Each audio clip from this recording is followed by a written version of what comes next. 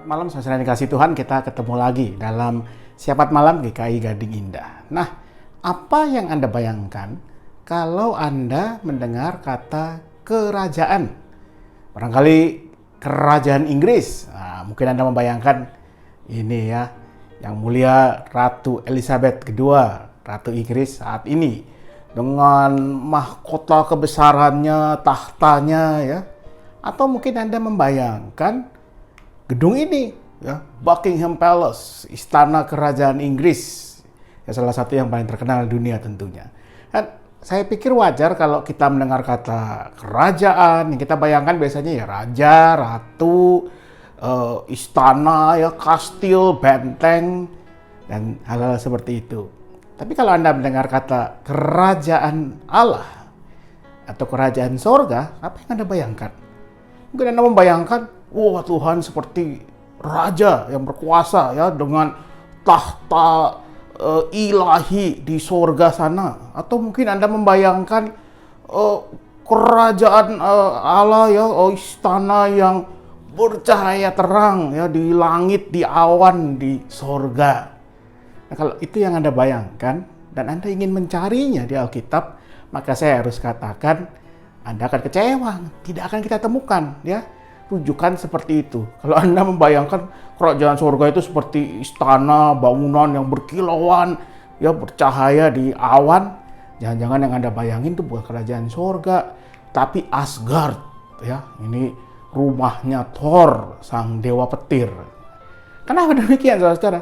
Karena Alkitab, khususnya kitab-kitab Injil yang bersaksi tentang bagaimana Yesus mengajar tentang mengenai kerajaan sorga atau kerajaan Allah, itu istilah yang bisa dipertukar pakaikan, sebenarnya tidak bermaksud bicara tentang raja, tentang ratu, mahkota, tahta, atau mungkin istana ya. Kerajaan sorga dalam pemahaman Tuhan Yesus sebagaimana disaksikan oleh kitab-kitab Injil adalah sebuah situasi, sebuah keadaan di mana kebaikan Allah, di mana kehendak Allah, segala yang baik dari Allah terjadi dan diberlakukan. Karena itu menariknya, kerajaan surga itu bukan semata-mata di surga sana, ya, entah di mana, tapi terutama di sini, di bumi saat ini sekarang. Dan itu yang Tuhan ajarkan kepada murid-muridnya, kepada banyak orang sepanjang kita bisa membacanya dalam kitab-kitab Injil. Dan menariknya lagi, ketika Yesus bicara mengajar tentang kerajaan sorga, Yesus tidak menggunakan simbol. Yesus sering mengajar dengan menggunakan simbol atau perlambang untuk memudahkan orang mengerti apa yang diajarkan. Dan Yesus tidak menggunakan simbol atau lambang yang tadi ya, mahkota, istana, tahta. Tapi Yesus memakai simbol-simbol yang akrab buat orang-orang pada waktu itu. Masyarakat Yahudi yang bertani, bercocok tanam, ya, hidup kira-kira abad pertama Masehi.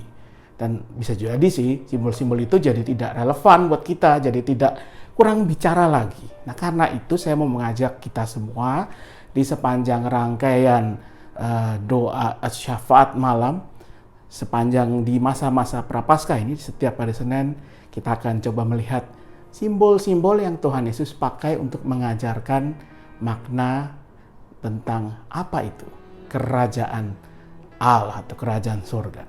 Malam ini saya mau mengajak kita merenungkan apa yang disaksikan oleh Injil Lukas pasalnya yang ke-13 ayat 18 sampai 21 tentang apa itu kerajaan Allah. Maka kata Yesus, seumpama apakah hal kerajaan Allah dan dengan apakah aku akan mengumpamakannya? Ia seumpama biji sesawi yang diambil dan ditaburkan orang di kebunnya. Biji itu tumbuh dan menjadi pohon dan burung-burung di udara bersarang pada cabang-cabangnya. Dan ia berkata lagi, dengan apakah aku akan mengumpamakan kerajaan Allah?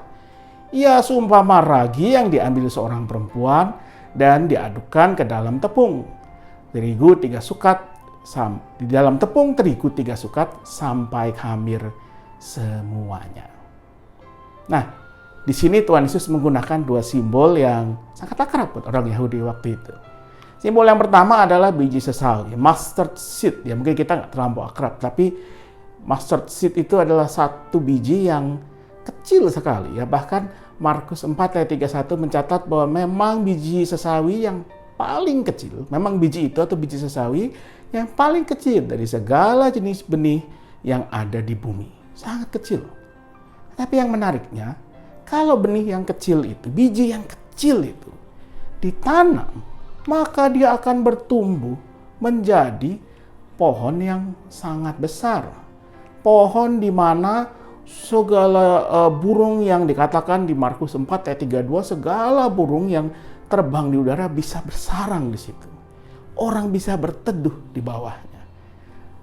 Pohon sesawi yang tumbuh dari biji yang kecil itu menjadi tempat burung-burung hidup, membangun sangkarnya, menetaskan telur-telurnya, menjadi tempat orang bisa berlindung dari panas terik dan mendapatkan kesegaran baru.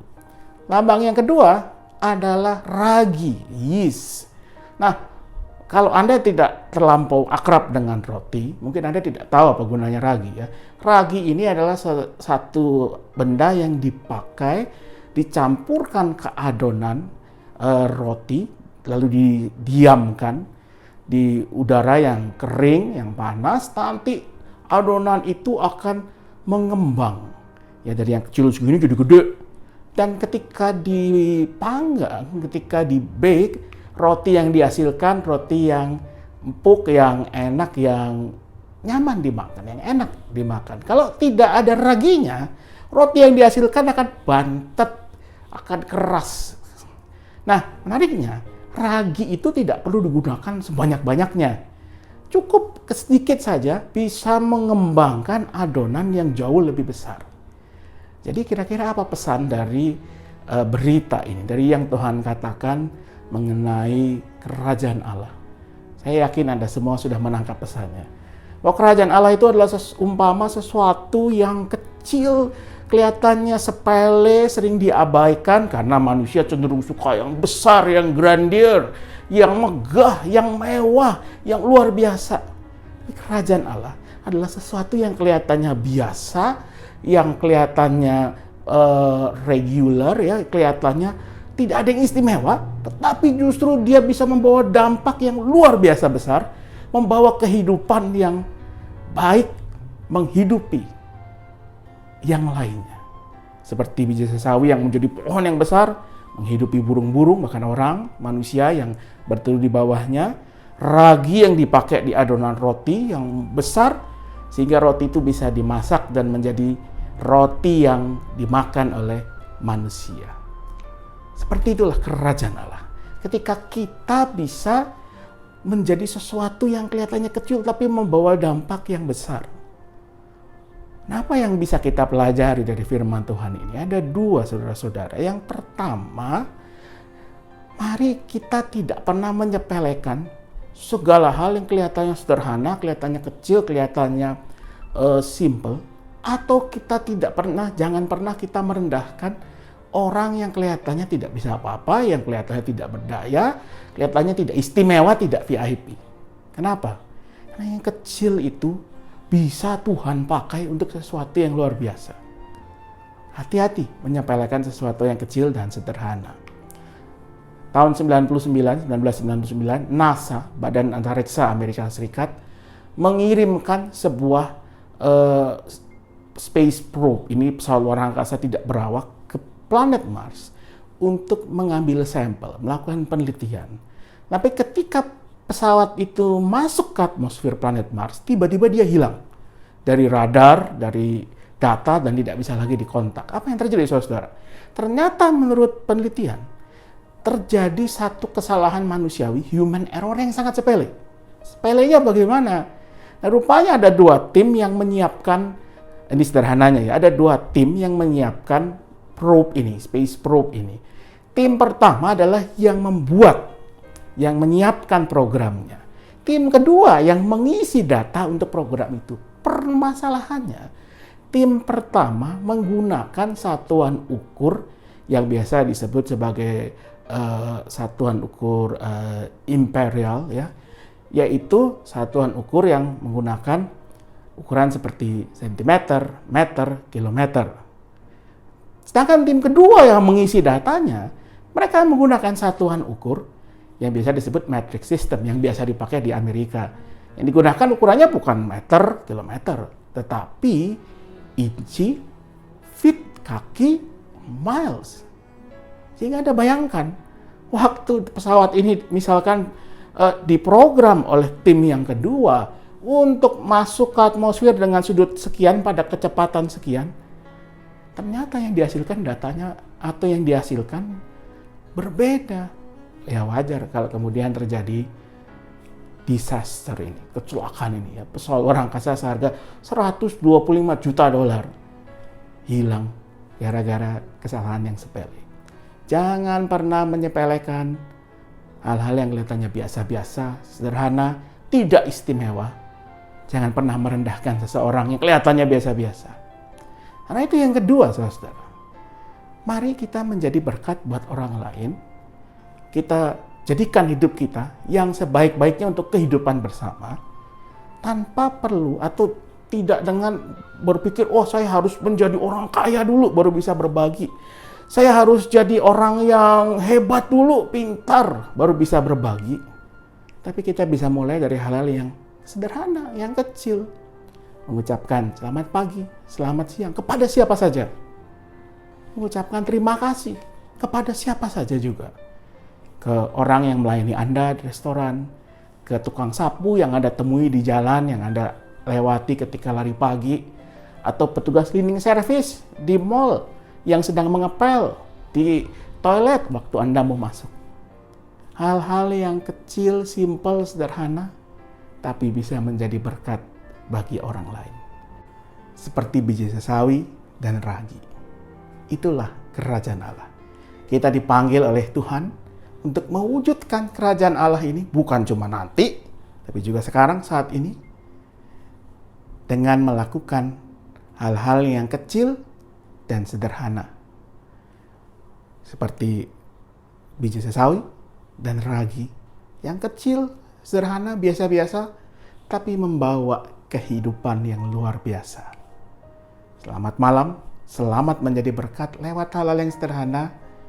Tuhan memberkati kita semua. Mari kita berdoa.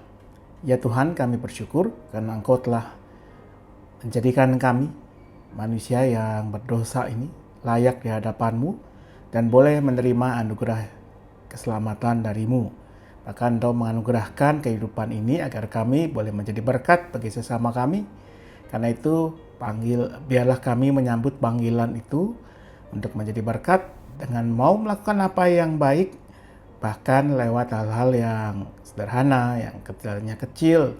Dan dengan demikian kami menjadi berkat bagi siapa saja, bahkan juga kepada mereka yang biasanya tidak dipandang, diabaikan oleh orang lain.